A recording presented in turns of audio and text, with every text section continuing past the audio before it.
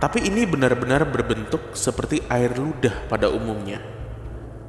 Dan saat saya menoleh ke atas, benar aja, ada sosok kepala mengintip dengan posisi terbalik. Hanya kepala utuh aja yang terlihat. Dan sekilas wujud kepalanya itu mirip anak kecil perempuan.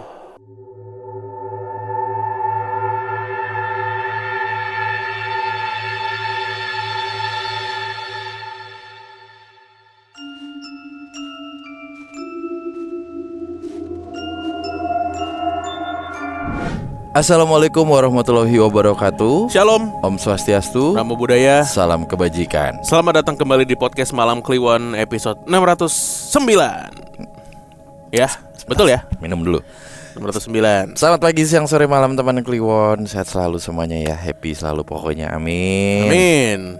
Silakan buat yang baru nonton, absen di bawah, kalian domisili mana? Ya, itu dia. Domisili Aceh. Orang Aceh tuh baik-baik, Baik-baik. Komit selalu. selalu komit. Pokoknya jangan macam-macam lah sama orang Aceh ya. Respect buat Kita teman-teman. Langsung lihat sendiri hasilnya bagaimana. Oh iya. Shush. Ini karena kita punya community Voice People Aceh juga di sana ya. Teman-teman Aceh, halo. Top dunia. Yes. Oke, buat yang baru nonton juga selamat datang di podcast Malam Kliwon, podcast fun horror. Jadi jangan kaget kalau misalkan di tengah-tengah kita baca cerita ada ketawa-ketawanya, oke? Ya. Karena banyak nih yang baru datang dari teman-teman Lari Malam Misteri. Oh iya. Dari kemarin tuh teman-teman Misteri Tapal Batas gitu ya. Jadi ya begini nih PMK. Oke? Betul. Kita sudah kedatangan salah satu tokoh namanya Orochi Ma'ruf. Komika Jogja. Lucu banget orang nama panggungnya. Sama satu lagi siapa, Bran? Bob Sadoni. Celananya panjang cutbra itu. Antitesisnya Bob Sadino. Oke, ini cerita pertama buat episode malam hari ini. Kita sudah mendapatkan kiriman dari teman Kliwon. Halo Mas Danu, Mas Bimo, dan Mas Gibran serta teman Kliwon semuanya. Semoga selalu diberi kebahagiaan dan kesehatan setiap harinya. Amin. Perkenalkan, nama saya Fauzi atau biasa dipanggil Oji.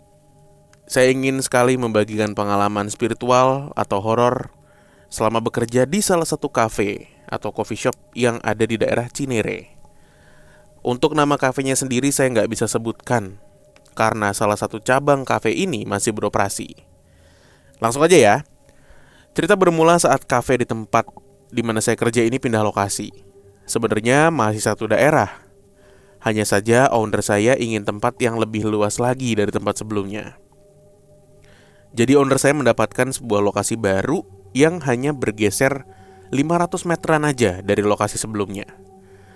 Kali ini bukan di kios biasa, melainkan di sebuah ruko yang memiliki 2 tingkat.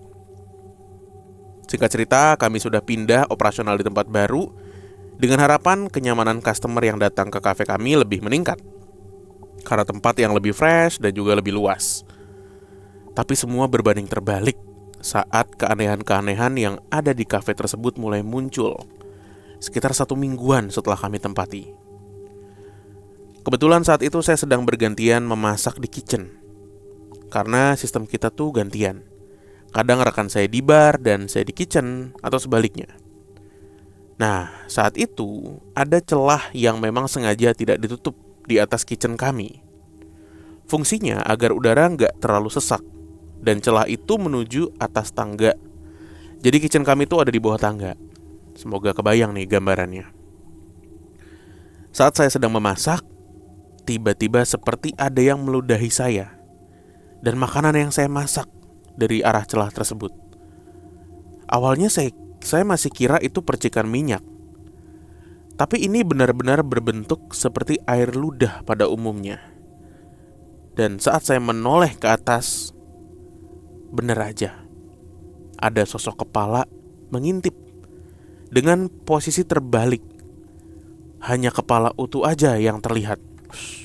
Dan sekilas wujud kepalanya itu mirip anak kecil perempuan. Saat itu sontak saya langsung keluar area kitchen lalu bilang stok makanan yang saya masak itu udah habis ke customer kami. Karena saya nggak mau menyajikan makanan yang udah diludahi sosok itu. Oh ya, saya memang lumayan sering bisa ngelihat sosok gaib yang ada di sekitar saya. Tapi entah kenapa, di ruko ini saya jadi terlalu sering melihat keberadaan mereka. Dan rekan kerja saya yang awalnya skeptis dengan apa yang saya ceritakan, tiba-tiba jadi sangat sensitif saat beraktivitas di sini. Rekan saya bilang, waktu itu ada yang memesan es kopi susu aren atas nama Maya. Dengan perawakan cantik, memakai baju terusan seperti dress berwarna coklat muda, dan rambutnya terurai panjang. Wangi parfum yang melekat di tubuhnya tuh seperti aroma mawar. Lalu saat wanita itu bertanya di mana toilet dan ia pergi ke toilet, anehnya wanita itu nggak kunjung muncul lagi dalam kurun waktu yang cukup lama. Sampai rekan saya mengecek langsung ke toilet, dan ternyata toiletnya kosong. Dampak dari bermacam gangguan ini pun sampai ke customer kami. Bahkan driver online yang sering banget bilang kalau hawa dari tempat ini bikin ngantuk dan terlalu dingin. Dinginnya beda katanya. Dampak penjualan kafe kami pun makin hari makin turun. Padahal di tempat sebelumnya lumayan rame tuh pembeli. Oke, lanjut. Singkat cerita, pada akhirnya owner kami pun memutuskan untuk berhenti beroperasi karena sepi sekali pengunjungnya. Pernah waktu itu ada customer yang datang bilang kalau kafe kami tutup di hari Sabtu siang saat dia hendak mampir buat beli kopi. Nggak seperti biasanya katanya. Padahal kami tuh selalu beroperasi dari jam 9 pagi sampai jam 10 malam. Aneh kan? Dan seramnya, saat satu hari sebelum kami tutup permanen di cabang Cinere, owner kami lah yang jadi saksi teror horor di kafe tersebut. Beliau berkata saat itu jam 3 pagi, notif CCTV yang terpantau dan terkoneksi di HP-nya itu menangkap aktivitas supranatural, yaitu barang-barang yang sudah kami packing buat dibawa ke rumah owner kami keesokan harinya tiba-tiba bergerak, bahkan sampai berjatuh-jatuhan, seperti ada yang ngacak-ngacak katanya. Dan di akhir aktivitas teror itu terekam samar-samar seperti ada sosok wanita berdiri di ujung tembok dekat pintu masuk, sedang melambaikan tangan ke arah CCTV yang sedang owner kami pantau. Wah, anjir. Kok bisa? Keesokan harinya saat owner kami cerita melalui grup WhatsApp dan ingin menunjukkannya pada kami, rekaman tersebut error dan hilang, seolah nggak terbaca sama CCTV. Oke, kayaknya udah terlalu panjang buat ceritain semua dengan detail teror-teror yang ada di kafe ini, karena emang begitu kuat dan mencekam banget suasana di kafe tersebut. Meskipun siang hari, kebayang kalau malam gimana dan sepi, ditambah kami yang udah males pengen buru-buru pulang, tapi harus ikut aturan owner dan jam operasional. Sekian pengalaman-pengalaman horor di kafe itu. Terima kasih Mas Danu, Mas Bimo sudah membacakan cerita saya. Maaf kalau berbelit-belit ya. Sukses terus untuk PMK dan rekan yang bertugas. Kompak selalu, semangat. Terima kasih. Kafe apa ya bang? Nah itu sebagai warga Cinere. Gak ngeh lagi gue. Dia bilang dulunya kecil terus pindah ke tempat yang lebih besar. Habis ke tempat yang lebih besar malah makin sepi. Ruko 2 lantai. Di mana ya? Tapi yang Maya ini serem ya. Serem ketika memang serem tuh sebenarnya ketika kita lagi mencari bukti CCTV tapi hilang. Kalau tidak bisa di-detect atau terpotong. itu sering banget tuh. Nah itulah CCTV. Dan itu kelakuan setan. Itu benar. Wah iya, emang udah valid kalau setan tuh bisa menghilangkan rekaman CCTV pak. Nah itu. Tiba-tiba filenya korup, Nah tiba-tiba rusak di hari H.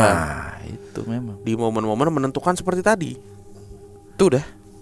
Emang kelakuan setan tuh begitu. Nah, Mana melambai-melambai lagi kan. nah. Gini.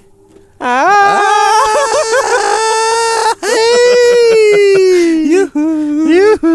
Pindah ya. Tolol banget.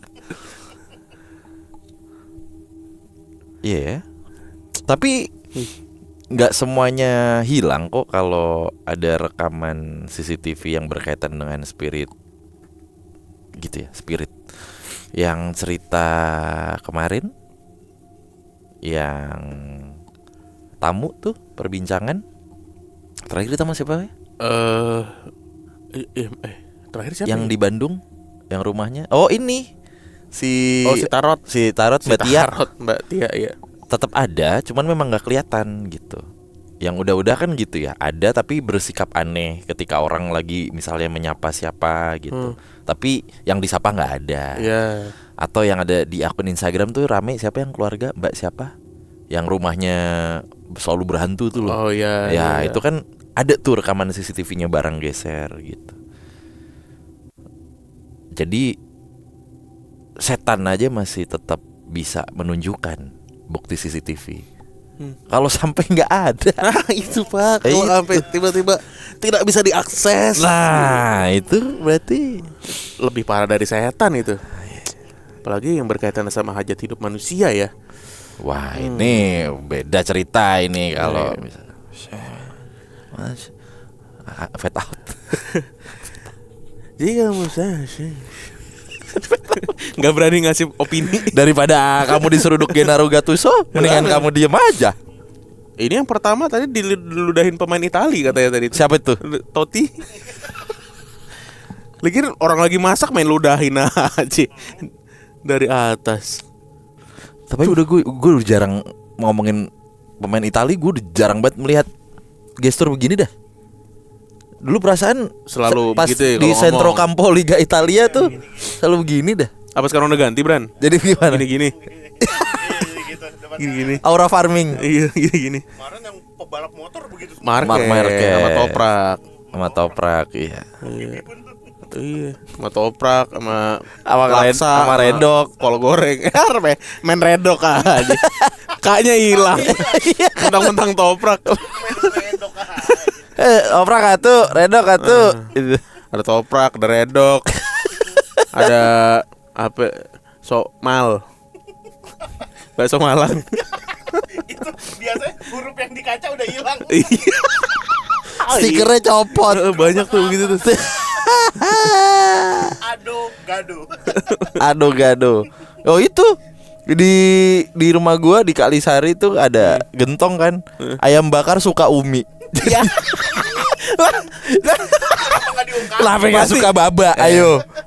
Pasti abah-abah tuh yang punya kalau suka Umi. Ayam bakar suka Umi. Lah, centil banget ya ayam bakar. Perkara B-nya copot. Iya, biasanya ini otong sayur. Otong sayur. Rese bener. Oh, Stikernya pada copot. Dulu kan sebenarnya lagunya itu ya. Iya. Itu kan rame 2 tahun lalu. Cuma rame lagi sekarang. Lagunya ganti. Aduh, ya rezekinya si anak sekecil itu ya. Berkelahi dengan bambu. Aduh, yuk Lanjut. Oke. Halo Bang Bimo dan Bang Danu, perkenalkan nama aku Nana, ini nama samaran. Aku tinggal di Tangerang. Sebelumnya terima kasih ceritaku sudah dibacakan ya Bang.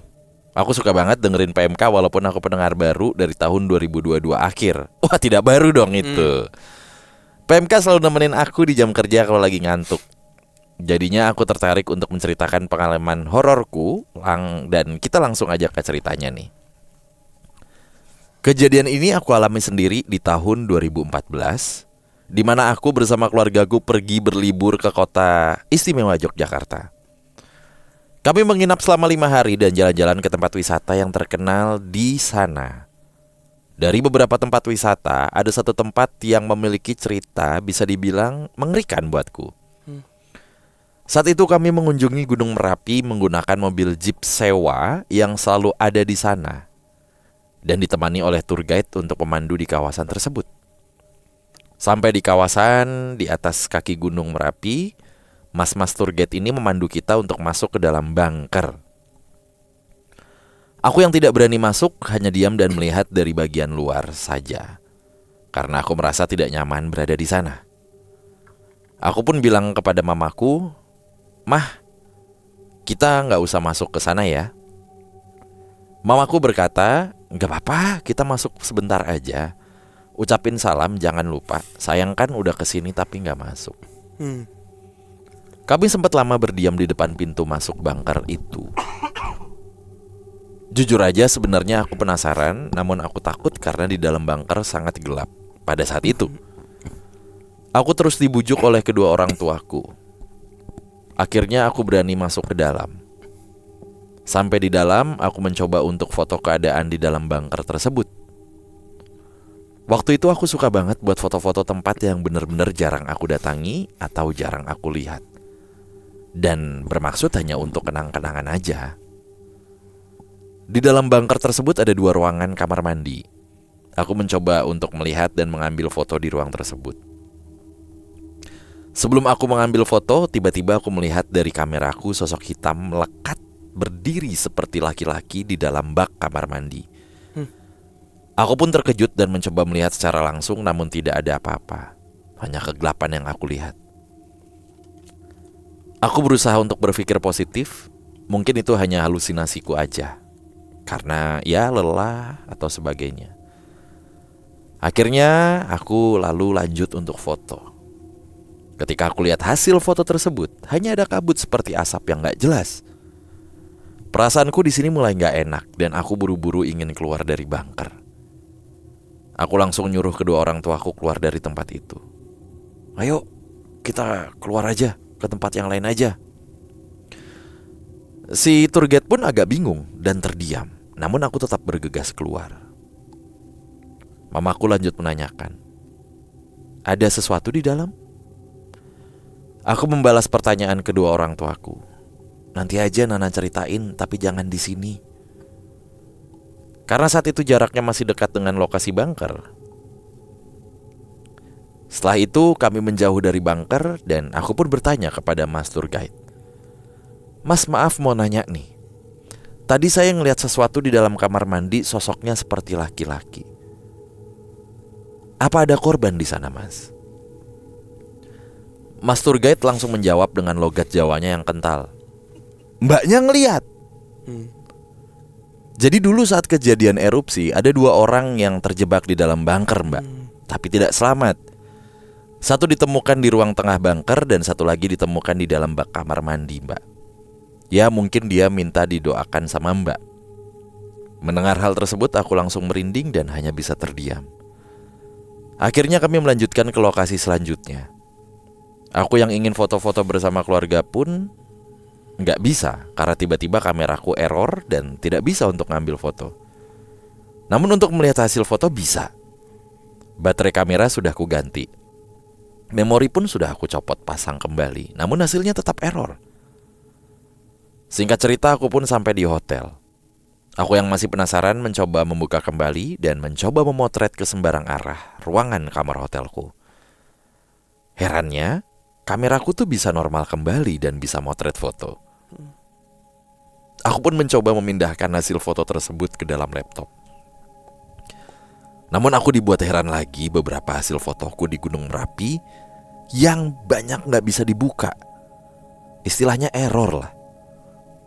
Anehnya foto yang tidak bisa dibuka adalah foto yang ada di bunker tersebut. Sampai sekarang masih merinding kalau ingat apa yang aku lihat waktu itu. Sekian cerita dari aku, Bang. Oh ya, setelah beberapa tahun kejadian berlalu, jujur aku benar-benar gak tahu kejadian ini dan aku sempat cari tahu di Google info yang dikasih sama Mas Tour Guide dan ternyata itu beneran ada dan sama persis, Bang, posisi korbannya. Maaf ya, Bang, kalau ceritanya kebanyakan dan bahasanya yang berbelit plus gak serem. Sukses terus buat PMK dan makin jaya pokoknya. Makasih ya, Bang, sehat-sehat ya untuk kalian. Next, kalau ceritaku kepilih, aku mau ceritain sosok yang menyerupai temanku saat nginep di villa. Sekali lagi terima kasih. Terima kasih Mbak Nana nih. Nana Endek apa Nana Anjang? Nana Cutbray. Ya, jadi Ini tragis sih. ya. Ini gue pernah ke bunker di Kali Adem nih ya. Daerah yang Kali Adem. Jadi mungkin buat teman-teman yang pernah tur Merapi, itu kan ada yang short trip, ada yang long trip, standar lah. Nah kalau yang long trip tuh lo dibawa muter kemana-mana sampai salah satunya ke Bangkar Kali Adem, ke rumah-rumah peninggalan saat tragedi dulu ya, Gunung Api meletus dan Jogja jadi abu, bukan apa, diselimuti abu gitu. Sampai ada rumah almarhum Mbah Marijan, spot di mana Mbah Marijan wafat, sampai ke Bangkar Kali Adem. Gua waktu itu sama keluarga gua, terutama Ea. Saat tur Merapi itu memang kalau teman-teman yang sensitif mungkin gak serem jatuhnya ya.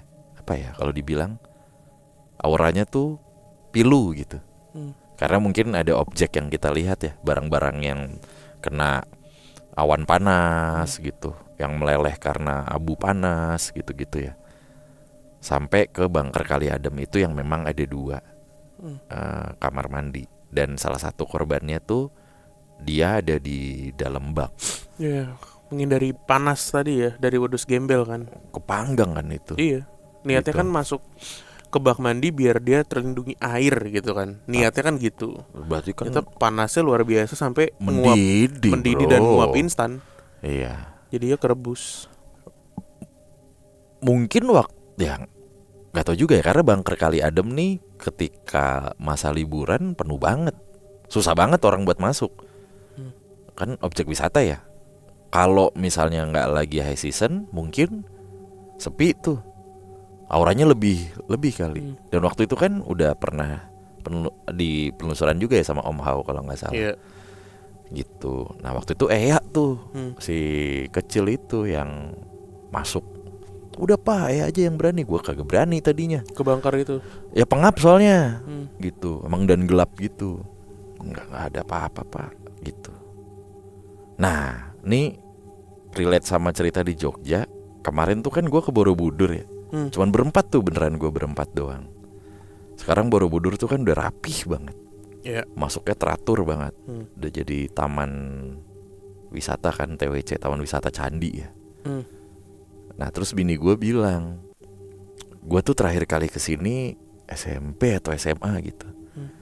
Dan disanguin, tahu disanguin ya, dioleh-olehin foto satu temennya ketutup rambut gitu loh. Anjir. Ini lagi mau dicari sama bini gue nih, kayaknya ada di laptop dah fotonya. Tapi orang maksudnya Oh, maksudnya gimana? yang ketutup rambut. Orang, dia kan lagi foto, kayak lagi kita foto biasa gitu, tapi satu temennya mukanya ketutup rambut, menjuntai panjang gitu. Oh, Gua ada jadi inget, rambut. ada rambut dan itu di seputaran Borobudur. Iya. Gue jadi ingat, nanti gue tanya bini gue deh, lagi mau dicari di laptopnya.